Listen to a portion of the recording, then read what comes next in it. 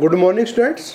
आज हम अपना नेक्स्ट पार्ट करते हैं वर्क एंड एनर्जी से रिलेटेड जो लेसन है हमारा, उसी का ये पार्ट है काइनेटिक एनर्जी।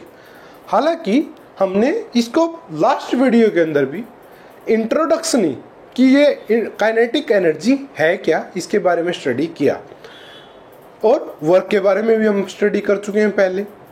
आज हम ड्राइव करेंगे कि ये फार्मूला आया कैसे, कौन सा फार्मूला जो हमने लास्ट टाइम आपको बताया था कि काइनेटिक एनर्जी जो होती है हमारी वो किसके इक्वल होती है, half M we square.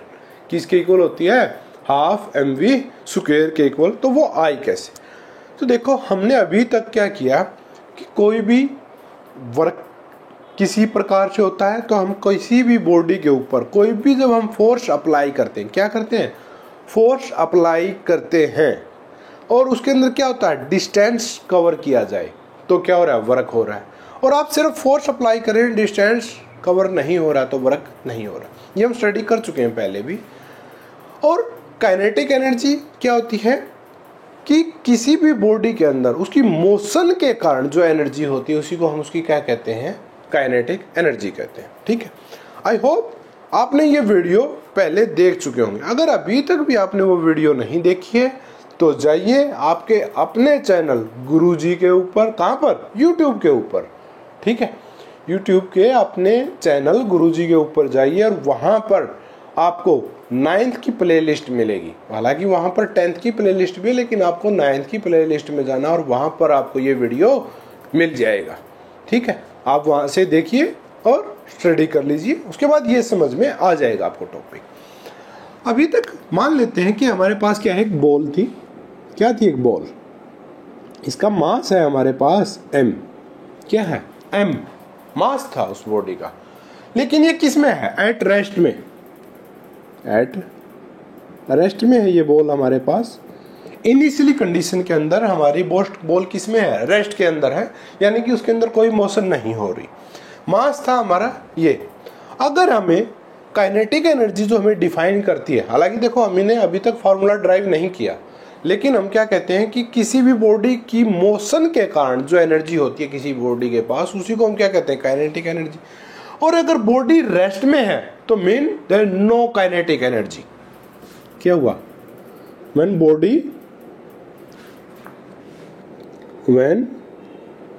Body at rest then no kinetic या KE से नोट कर देता हूं, kinetic energy, then no kinetic energy. उसके पास कोई भी काइनेटिक एनर्जी नहीं है। क्यों, क्योंकि हम इसके ऊपर कोई काम ही नहीं कर रहे, कोई काम नहीं कर रहे। ठीक है, हमारे इसके पास क्या है, कोई ये मूवमेंट नहीं हो रही, इसके अंदर डिस्टेंस कवर नहीं किया जा रहा क्योंकि ये किस में है, रेस्ट में है। लेकिन अगर ये बॉडी मूव करना स्टार्ट करती है, क्या करती है, बॉडी मूव करना स्टार्ट करती है। जब ये रेस्ट में थी तो इसकी वेलोसिटी क्या थी, 0। हम इनिशियल वेलोसिटी बोलते हैं उसको। तो u की वैल्यू क्या है हमारी, 0। क्या है, 0। अब ये बॉडी क्या करती है, मोशन में आती है। मोशन में कब आएगी, जब हम इसके ऊपर फोर्स अप्लाई करें। क्या किया हमने, फोर्स अप्लाई किया। क्योंकि देखो विदाउट फोर्स अप्लाई किए ये बॉडी रेस्ट से किस में नहीं आ सकती, मोशन में नहीं आ सकती। और मोशन में नहीं आएगी तो काइनेटिक एनर्जी कहाँ से आएगी। तो इसीलिए हमने इसके ऊपर क्या किया, अप्लाई किया, क्या, फोर्स। और इसने क्या किया, मूव करना स्टार्ट किया, यानी कि डिस्टेंस कवरना स्टार्ट किया। और जब किसी बॉडी के ऊपर फोर्स भी लगे और वो डिस्टेंस भी कवर करे, मीन वहां पर क्या हो रहा है, वर्क हो रहा है। तो हमने क्या किया, इसके ऊपर जब हमने वर्क किया तो वो वर्क किसमें कन्वर्ट होता है, काइनेटिक एनर्जी के अंदर। क्योंकि जब हम इसके ऊपर कोई वर्क नहीं कर रहे थे तो ये बॉडी किस में थी, रेस्ट में, देन नो काइनेटिक एनर्जी। जब हमने कोई काम नहीं किया तो एनर्जी भी क्या थी, 0। कौन सी एनर्जी, काइनेटिक एनर्जी क्या थी हमारी, 0 थी, क्योंकि हमने कोई वर्क नहीं किया। लेकिन जैसे ही हमने इस बॉल के ऊपर फोर्स अप्लाई की और इसने डिस्टेंस भी कवर करना स्टार्ट किया तो इसके अंदर क्या आ गई, काइनेटिक एनर्जी। क्या है, अब ये बॉल मूव करना स्टार्ट करती है इस प्रकार से, तो इसके पास क्या है, काइनेटिक एनर्जी। लेकिन अब इसकी वेलोसिटी क्या है, v। कोई भी वेलोसिटी हो सकती है v, इनिशियल वेलोसिटी तो ये रेस्ट में थी, लेकिन अब इसके पास क्या है, वेलोसिटी है, यानी कि फाइनल वेलोसिटी है हमारे पास। ठीक है, तो सेम उसी प्रकार से अगर हम इसको डिफाइन करें तो वर्क क्या होता है हमारा, वी नो, फर्स्ट पार्ट मानते हैं इसको, वी नो दैट वर्क किसके इक्वल होता है, फोर्स इनटू में डिस्टेंस कवर। वर्क किसके इक्वल होता है हमारा, फोर्स इनटू में डिस्टेंस। ठीक है, अब जब तक हमने वर्क नहीं किया किसके ऊपर, बॉल के ऊपर, उसके पास कोई काइनेटिक एनर्जी नहीं थी। मीन अगर वर्क नहीं करेंगे तो कोई काइनेटिक एनर्जी भी नहीं होगी।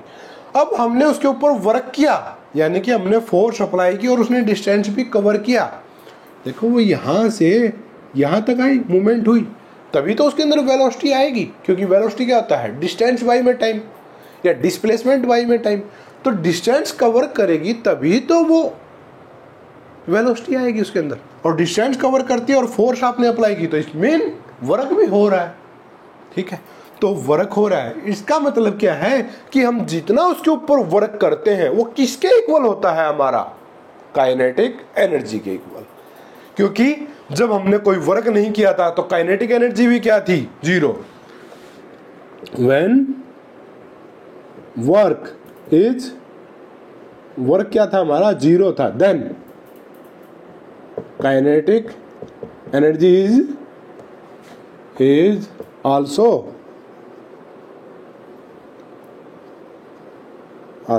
जीरो। क्या थी, जीरो थी। When वर्क इज जीरो, यहाँ पे वर्क इज जीरो लिख देते हैं भाई, when वर्क इज जीरो, जब काम जीरो था, हम कोई कार्य नहीं कर रहे थे, then kinetic energy is also zero. तो काइनेटिक एनर्जी भी क्या थी हमारी, जीरो थी। Same when work is done, when work is done, जब हमने काम किया, we get kinetic energy. The ball ने की ना work, when work is done on the ball, then, या आप बॉल नहीं लिखना चाहते हैं तो आप ऑब्जेक्ट लिख सकते हो इसकी जगह पे भी, क्योंकि हम यहाँ पे बॉल का एग्जांपल ले रहे हैं, हम कोई भी ऑब्जेक्ट ले सकते हैं। Done on object, when work is done on the object, then object get, प्राप्त करता है क्या, kinetic energy, and kinetic energy is equal to work. और काइनेटिक एनर्जी किसके इक्वल होती है हमारी, वर्क के इक्वल, यानी कि जो हमने काम किया उसके इक्वल होगी हमारी क्या, काइनेटिक एनर्जी। ठीक है, तो वर्क किसके इक्वल था, फोर्स इनटू डिस्टेंस, और वर्क किसके इक्वल है हमारा, work is equal to kinetic energy. It's mean kinetic energy किसके इक्वल है हमारी, काइनेटिक एनर्जी इक्वल थी वर्क के, और वर्क किसके इक्वल है, फोर्स इनटू में डिस्प्लेसमेंट। ये हमारा इक्वल है या नहीं है, है। तो हम क्या कह सकते हैं कि काइनेटिक एनर्जी जो है हमारी वो किसके इक्वल है, एफ इनटू में एस के बराबर है। यानी कि काइनेटिक एनर्जी जो है हमारी वो किसके इक्वल है, फोर्स इनटू में डिस्प्लेसमेंट या डिस्टेंस के इक्वल होती है। ठीक है, यहां तक समझ में आया कैसे आया अभी, क्योंकि हम जो भी कार्य करते हैं वो हमारा किसके अंदर स्टोर्ड हो जाता है, किसी भी बॉडी के ऊपर जो भी हमने कार्य किया वो स्टोर्ड हो, ट्रांसफर हो जाता है in the form of kinetic energy. किसके रूप में आ जाता है हमारा, वो काइनेटिक एनर्जी के रूप में आता है। ठीक है, यहां तक अगर आप नोट करना चाहते हैं तो नोट कर सकते हैं।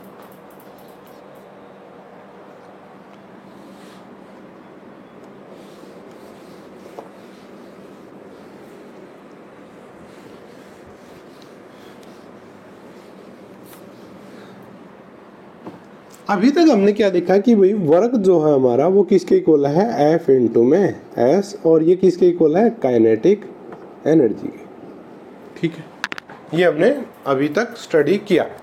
अब हम इससे आगे चलते हैं। अब हम यहाँ पर यूज करते हैं थर्ड इक्वेशन ऑफ मोशन का। We know that, second part मान लेते हैं, वो फर्स्ट पार्ट था हमारा, ये second part. We know that, या using the third equation of motion, हम जानते हैं क्या, third equation of motion is,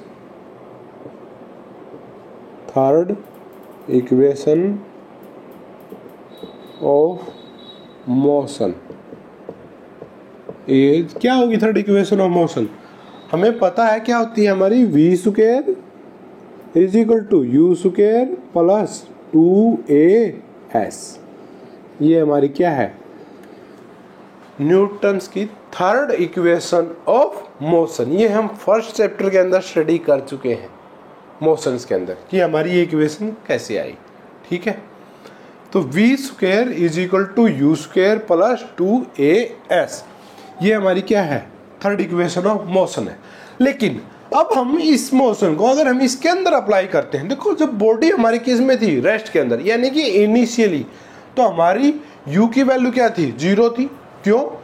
क्योंकि बॉडी किस में है, रेस्ट में है, तो कोई वेलोसिटी नहीं थी उसके पास, तो इनिशियल वेलोसिटी क्या हो गई हमारी, 0।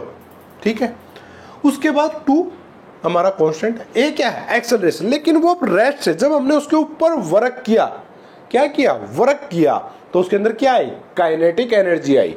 और काइनेटिक एनर्जी आती है तो मीन उसके अंदर भी क्या है, कोई एक्सेलरेशन है। क्यों? क्योंकि उसकी वेलोसिटी क्या हो रही है, कंटिन्यूसली चेंज हो रही है।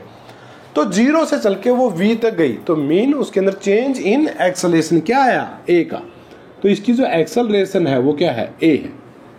अब ये पॉजिटिव से रेस्ट से मोशन में आ रही है, तो mean acceleration.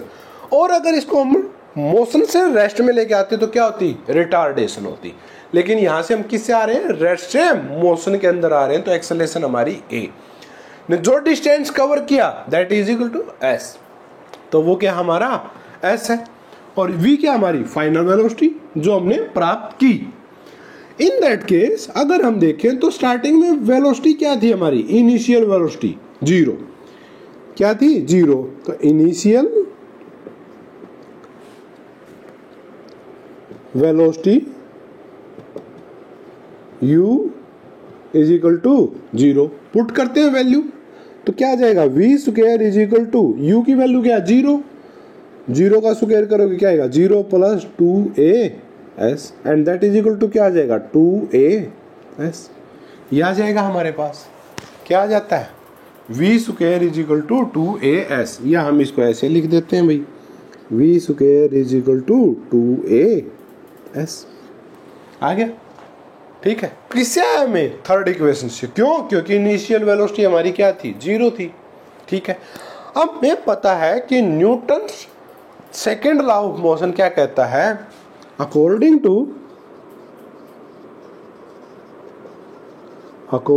To Newton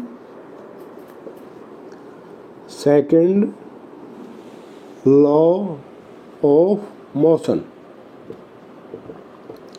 second law of motion क्या कहता है कि जो फोर्स है ना हमारी, वो किसके इक्वल होती है, मास इनटू में एक्सेलरेशन। किसके इक्वल होती है, फोर्स होती है हमारी मास इनटू में एक्सेलरेशन। हमें फार्मूला चाहिए एक्सेलरेशन का, क्योंकि v square is equal to 2as, तो एक्सेलरेशन किसके इक्वल हो जाएगी in that case, a f by में m इज इक्वल टू हो जाएगा f बाई में m। ये हमारे पास आ जाता है। अब इस वैल्यू को हम पुटअप करते हैं इसके अंदर, ये मान लेते हैं हम फर्स्ट इक्वेशन है हमारी, और ये क्या है, सेकंड इक्वेशन। ठीक है, हम फर्स्ट को सेकंड में पुटअप करते हैं।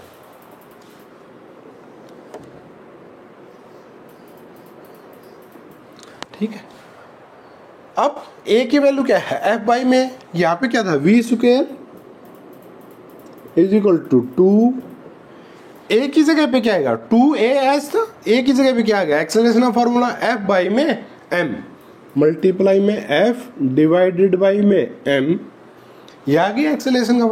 और क्या बचता है हमारे पास, s, तो क्या है s क्या हमारा डिस्टेंस कवर। ठीक है, अब अगर हम इसको देखें तो ये देखो F इंटू में S that is equal to work और काइनेटिक एनर्जी। F इंटू में S क्या है, काइनेटिक एनर्जी है ना ये हमारी।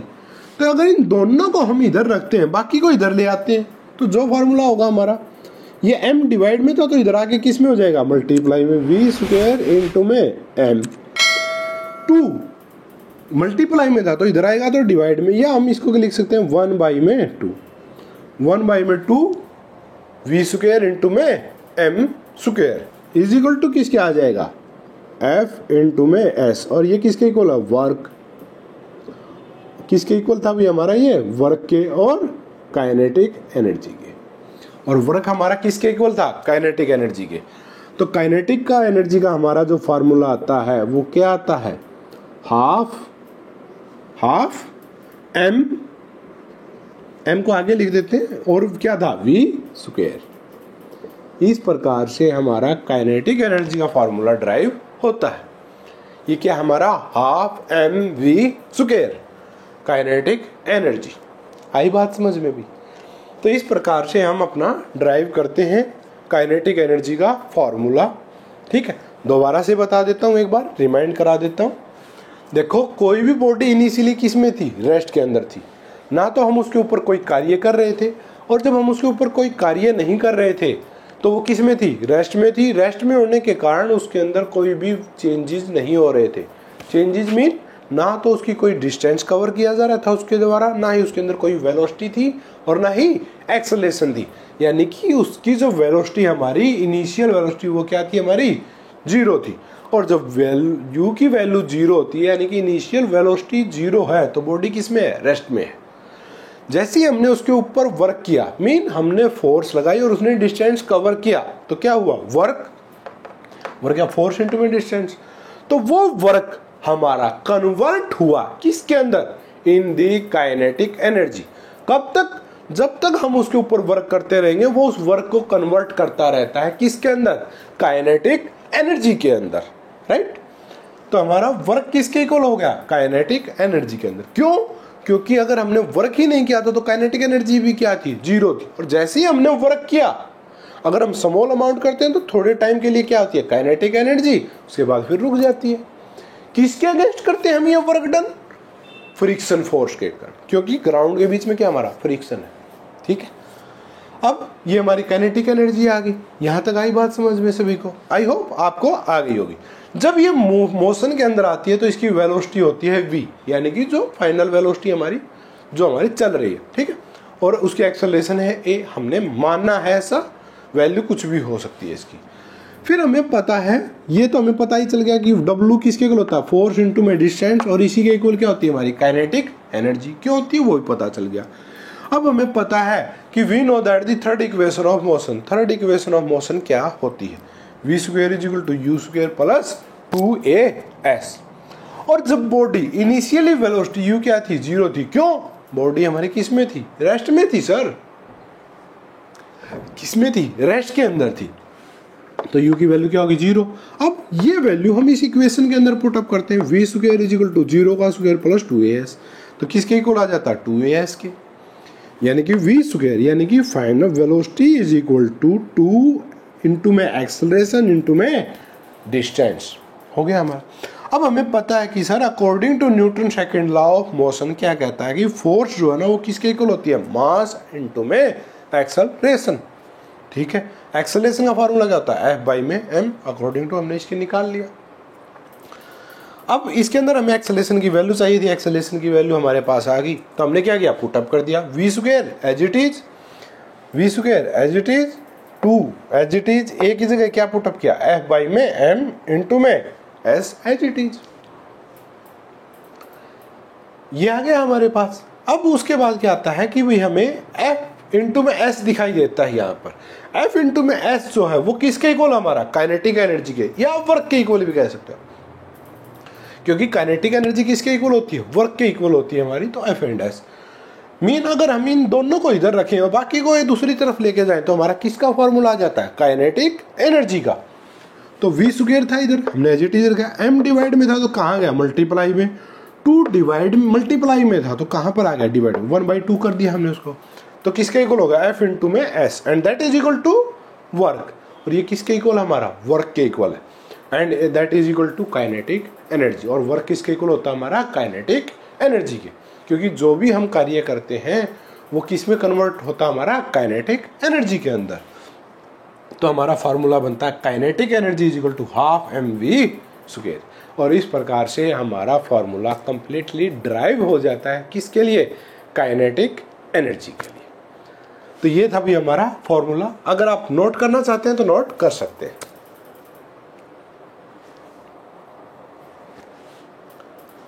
अब इसके बाद आता है हमारा कुछ कंक्लूजन, ये ठीक है। कंक्लूजन क्या आता है,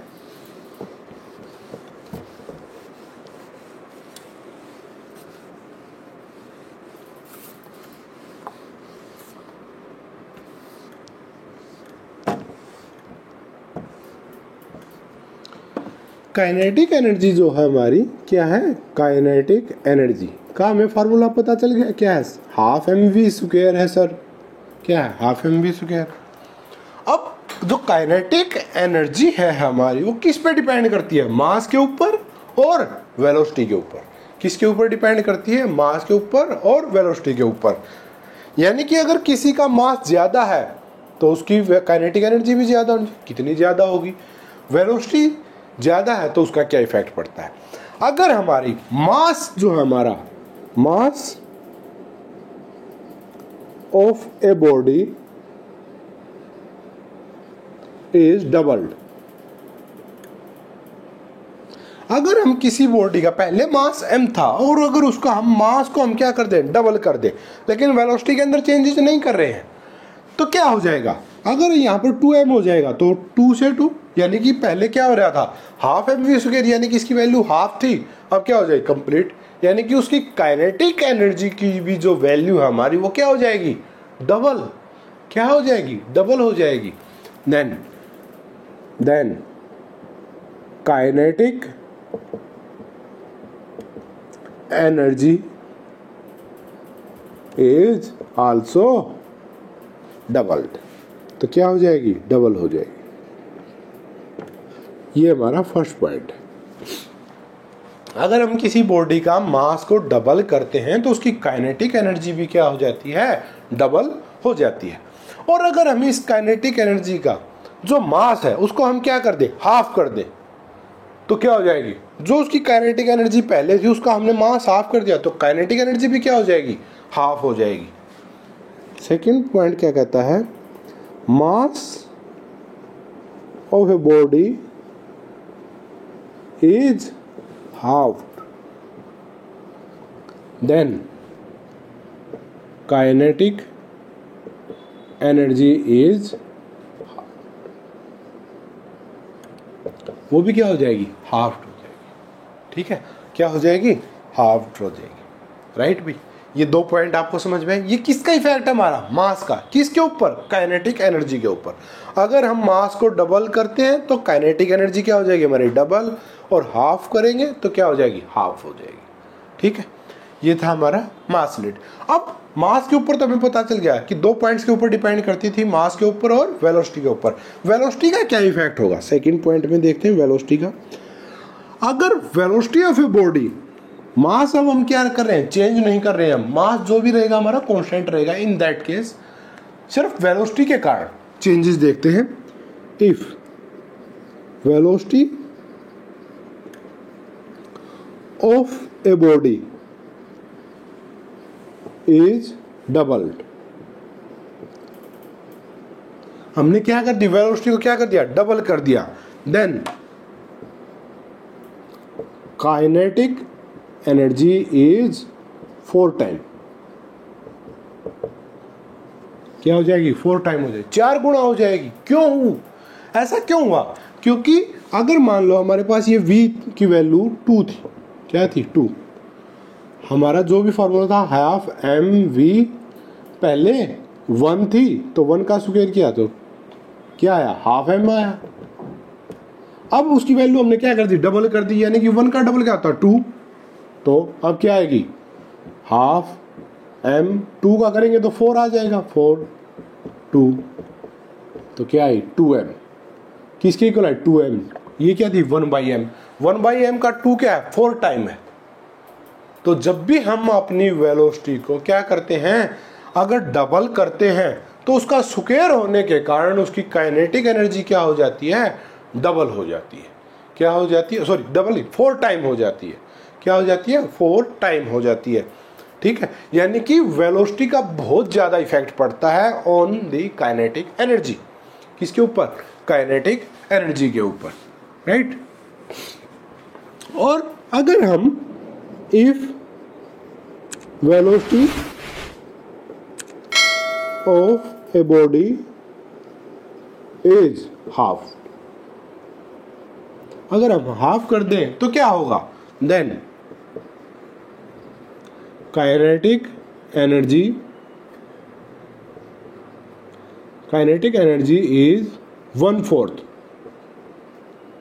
क्या हो जाएगी 1/4 हो जाएगी, यानी कि 1/4। यानी कि अगर हम उसकी आधी कर देंगे तो उसका 1/4 डिक्रीज भी हो जाएगी वो। यानी कि अगर हम बढ़ाते हैं तो उसका भी इफेक्ट ज्यादा होता है और डिक्रीज करते हैं तो भी इफेक्ट क्या होता है हमारा, ज्यादा होता है। ठीक है, तो ये थे भी हमारी काइनेटिक एनर्जी के इफेक्ट।